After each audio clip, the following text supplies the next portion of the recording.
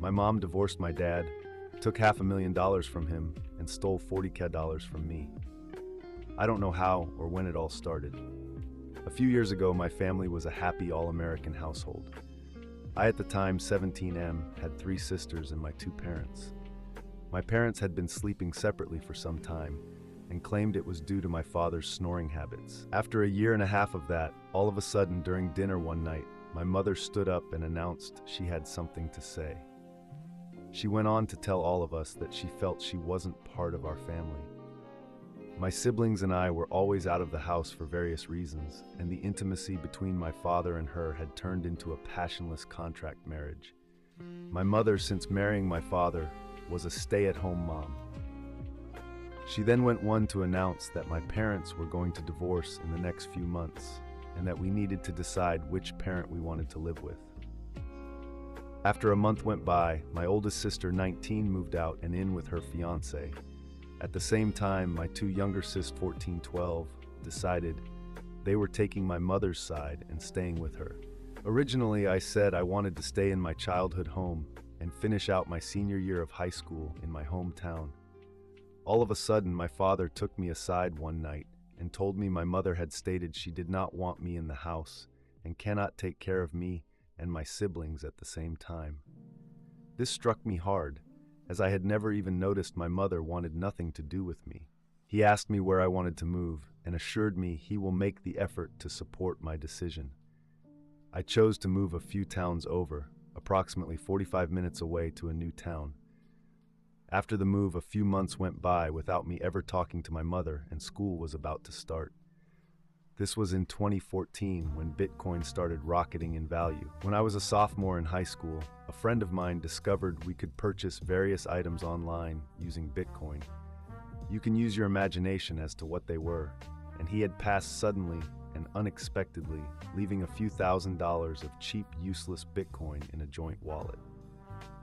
Once I saw all the Bitcoin news, I figured out how to access the wallet and realized there was roughly $300 worth in the wallet. I quickly figured out how to liquidate it. All my life, I only ever had one bank account that I would cash my measly part-time bagger cashier checks into and pay my phone bill through. So I decided to put $50 into the account for safekeep and hid the other amount in a shoebox in my room. Bitcoin was still sketchy, and I was worried the cash would be seized. But since I never changed my address when I moved at my bank, they kept sending my statements to my old house where my mother and sisters lived. Almost half a year passed, and I'm about to begin my 2nd semester of 12th grade when reality set in. I was going to need to pay for college and a place to live upon graduation, as my father had informed me the month after I graduate, I need to move out. Before you attack him, I wasn't the best child, but while living with him, he rarely came around the house, and I would only see him once or twice a month, as his lifestyle had changed to drinking every night and staying with his girlfriends. I don't blame him. So, with reality bearing down on me, I decided to consolidate my assets and set up a plan. I still had roughly $200K from the cash I stashed away and wanted to invest that money while living off the $50K, plus another $20K I had managed to save up in my account. This was when I made a call to the bank to have my address changed so I can start tracking my account. Upon calling them, I was given information that felt like a cold bucket of water being dumped on my head. The balance, by my calculation, should have been close to $75, enough to buy a new vehicle and lease an apartment by my school of choice, as well as pay for my tuition. The man that took my call informed me my account was at a balance of $12K, with monthly withdrawals ranging between 7K, with 1 month being close to 15K. I was speechless. I immediately told him to freeze the account and send me statements so I can file for fraud. A week goes by and I receive the statements in the mail and called the fraud department. After having a short conversation with them, they informed me all withdrawals were made by unauthorized persons on the account. How could I have never known? The account was a youth account that required a legal adult to be on there. The legal adult was no other than my mother. I had never told my parents about the money I got from cryptocurrency and had planned to basically disappear, graduate college, and move far away. I didn't know what to do. If I went to my father, I was afraid he was going to get mad at me and report the cash to the police. He was deathly afraid of any illegal activities or kick me out on the spot, as I had turned 18 recently. So I decided to show up to my mother's house unannounced. Upon arriving at my mother's house, the door was locked, but her and her boyfriend's vehicles were there. I beat on the door until she yelled back she doesn't want me there, and that if I didn't leave, she would call the police. I immediately realized she knew exactly what she had done, and I went into a fit of rage. As I stood there beating down the door in a teary fit, she was actively screaming at me to leave and that she never wanted anything to do with me. I finally snapped and yelled back that I would get her back for what she did. I then got back in my car and left. On my way home, I was called by the local police department from my hometown and asked to go there immediately for questioning. I complied in hopes I could bring the theft of my money into light and have it returned to me. When I arrived, there was a police officer outside taking pictures of one of my mother's wheels, and I knew she had done something to make the police get involved. An officer, also a family friend, came out and escorted me inside to a room where my mother was sitting on the other side of a glass wall. He told me my mother was requesting a restraining order against me for herself and my two younger sisters. He then stated that according to my mother, before I got to my childhood home, her vehicle was all in order. And after I left, some of the lug nuts on her driver's side wheel had been loosened. What the feck? And I told him I had nothing to do with it. He then showed photos of small dents on my mother's front door from me beating on it in anger, to which I admitted was myself, and that she had stolen thousands of dollars out of my account. If you're finding these stories interesting, don't forget to hit the like button and share your thoughts in the comments below. And if you haven't already, make sure to subscribe and hit the notification bell so you never miss out on new content.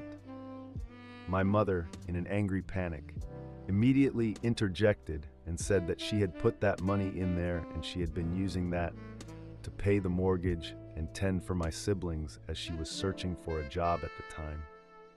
She claimed she was the account holder and that it was money from the divorce settlement. The police took a look at the statements I had in the car and disagreed that the money was in fact deposited by me, but because it was a youth account and she was an account holder, that she legally had the right to use it as she pleased. I was so defeated, I didn't know what else to say, so I sat silently.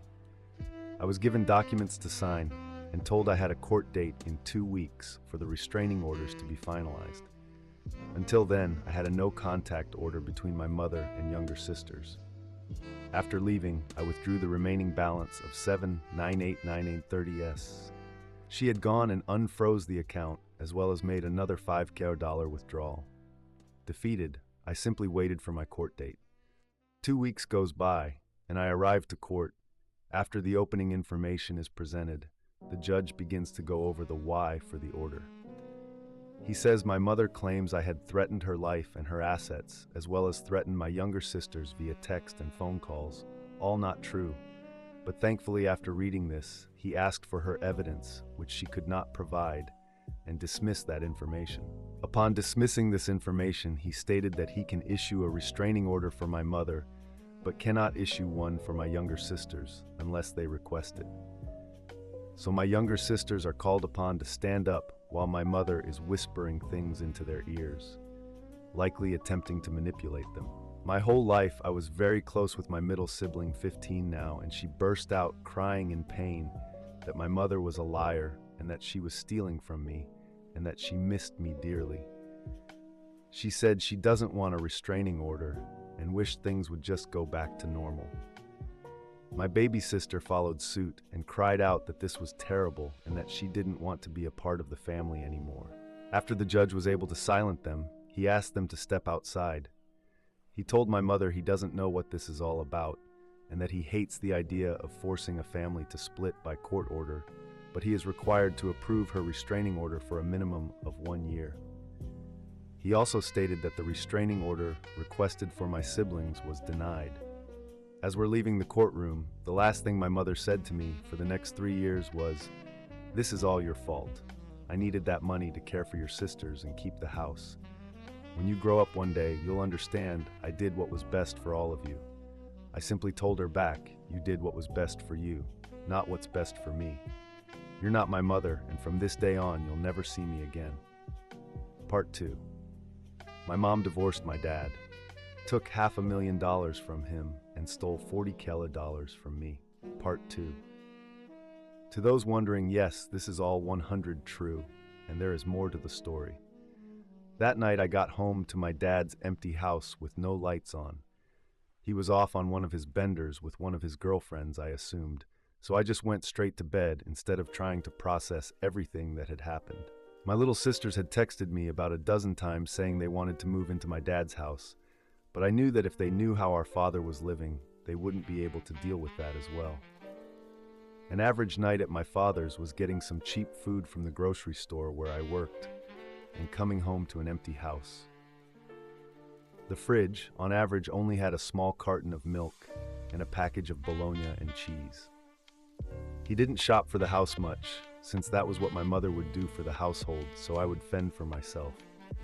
A couple weeks went by, and I was carefully researching how to get my money back and speaking with a couple lawyers, most of which were no help.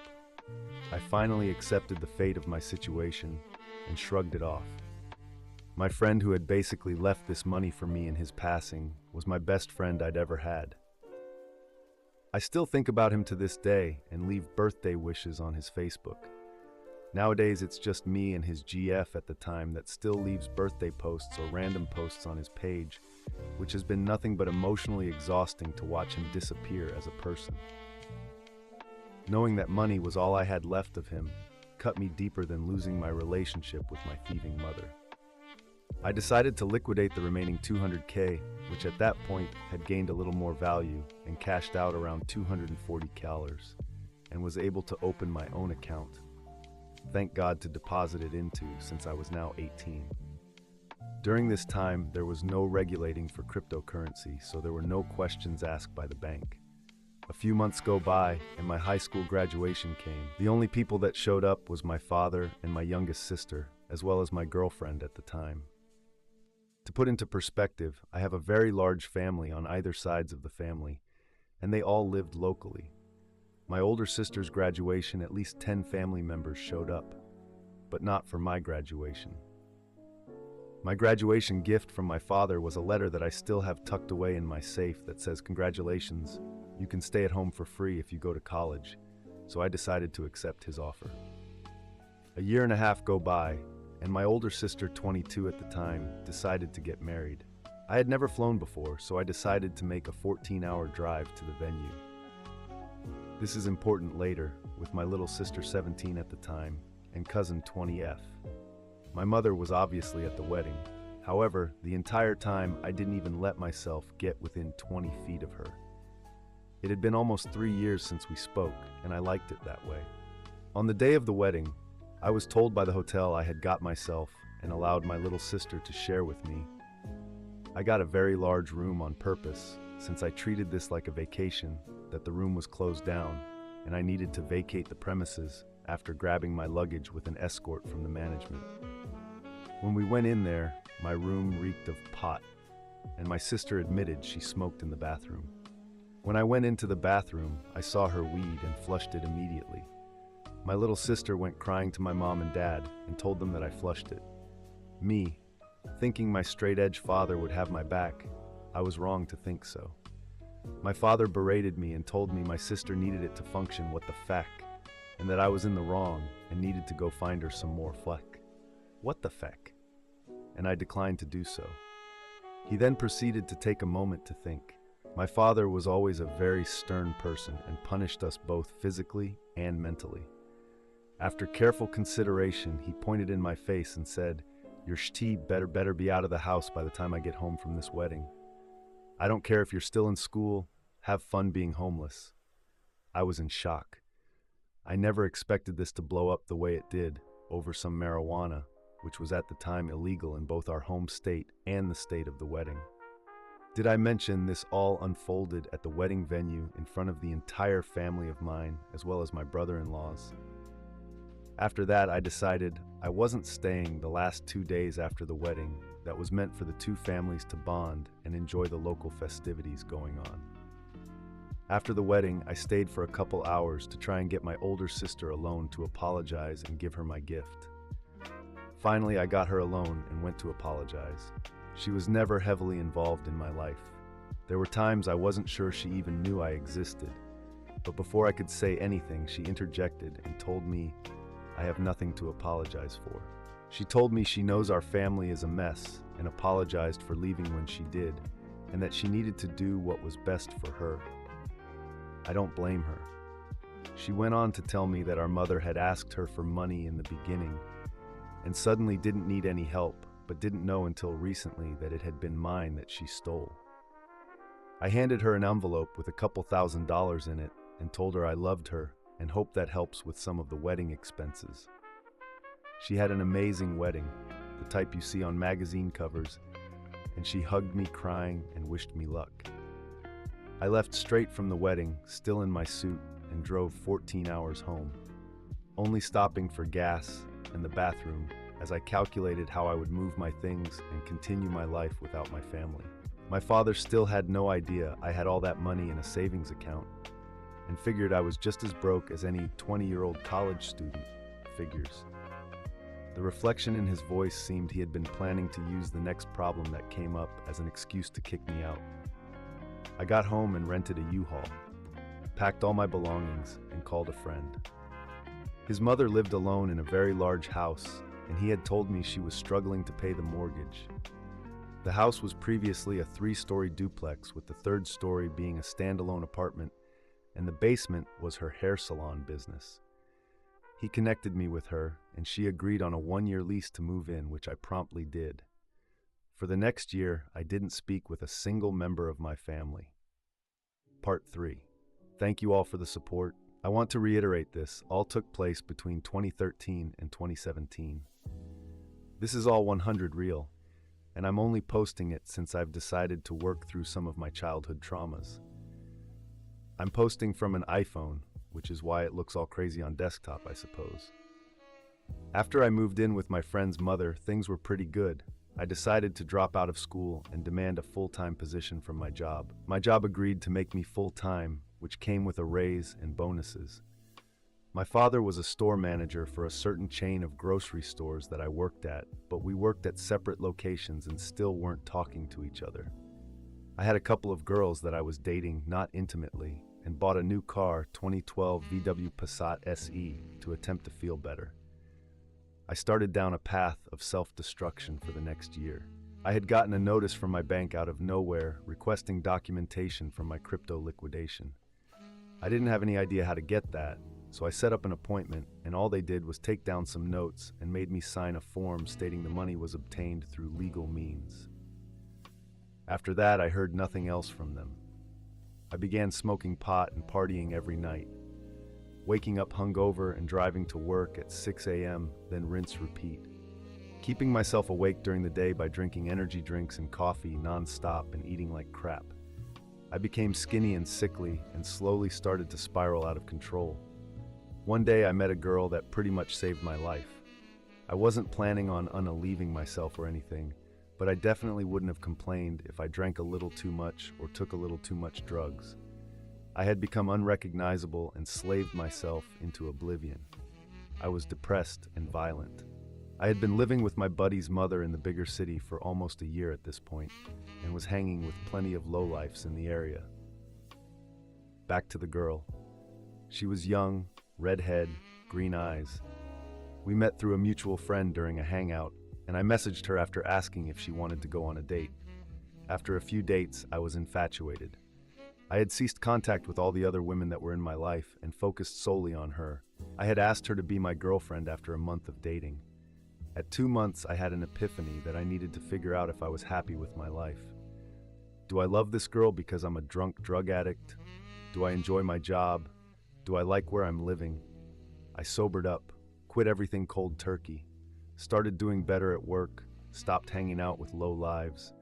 My life slowly improved for half a year while I dated this girl, when one day there was a promotion for management up for grabs.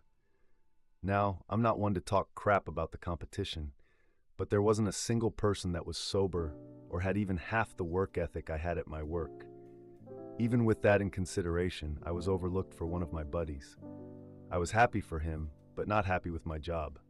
I decided I needed to leave and find a new place to work. This is when my girlfriend suggested we both join the military. This hit me hard as my father was a military man and his father before him. I didn't want to end up like them, but I trusted her judgment and made the decision to enlist. After being out of the house with no contact from my mother for almost 4.5 years and no contact with my father for a little over a year and a half, something I didn't see coming happened. My landlord came upstairs into my apartment and told me I needed to move out, and she was selling the house. I had paid for the next 3 months up front and was supposed to move out then when I leave for basic training. She told me she didn't have my money to refund and that I needed to figure it out. I contacted a lawyer and had them write a letter to her threatening legal action. That same week, out of the blue, my father texted me. It turns out my oldest sister was keeping tabs on me through one of our mutual friends and keeping my father updated. I don't know if he knew about my impending eviction, but he knew about the military and my girlfriend. He simply said he was sorry and that if I ever needed a place to stay temporarily, I was welcome at his new house with his girlfriend. I obviously didn't want to go.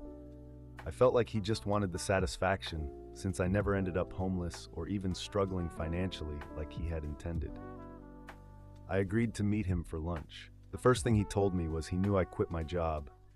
His work buddy told him he also knew I had a lot of money. He didn't understand what crypto was, so he air quoted and said investment money. Then he mentioned he heard I'm joining the army. He went on to say that my older sister told him after the wedding that my mother had stolen all that money from me.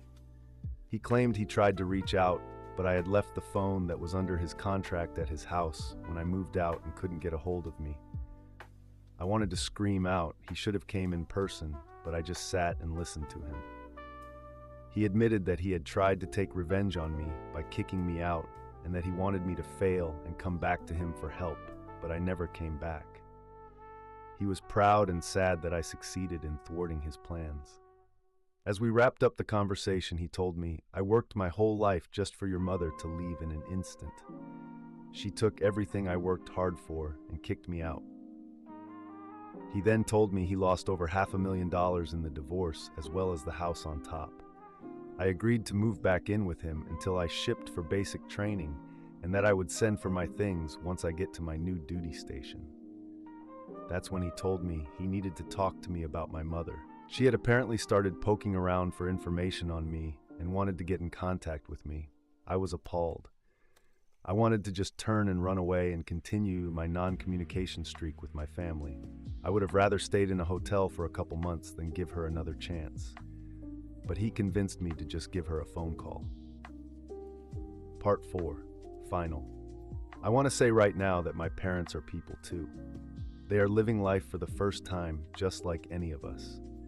They made some mistakes, and I've grown to accept that as a part of my life I won't get back from them. Let's dig into the conclusion. I didn't want to call my mother at all. I remember visiting my father later that week and reconciling with my little sister, who apologized relentlessly and said she missed me every day. I forgave her and told her we were just kids, and what happened a couple years ago wasn't going to affect the rest of our lives. That weekend I rented a U-Haul, and my friend as well as my sister helped me move all my stuff out. The second trip back to my dad's, I sat in the back and developed a core memory watching the streetlight shadows pass through the small window in the back of the U-Haul while I contemplated what I was doing. I was about to start my life all over again for the third time in the past 6 years and was afraid of what the outcome may be. But I digress. I moved all my things into my dad's and took the last 2 months before I left for basic training to reflect on myself and get back into shape. Late nights of Xbox and early mornings at the local running track kept me busy while I plotted and studied how I was going to make an impression in training. After about a month, I got a phone call from a restricted number. I answered and didn't say anything. My mother burst out in a crying voice, saying, "Please don't hang up. You don't need to say anything. I just want to say something. I love you and regret all the decisions I made. I quietly listened while she spoke about her mental health declination and how it destroyed her every day, not knowing where I was or what I was doing. She said she's proud of me for enlisting and had a way to make things right if I gave her a chance.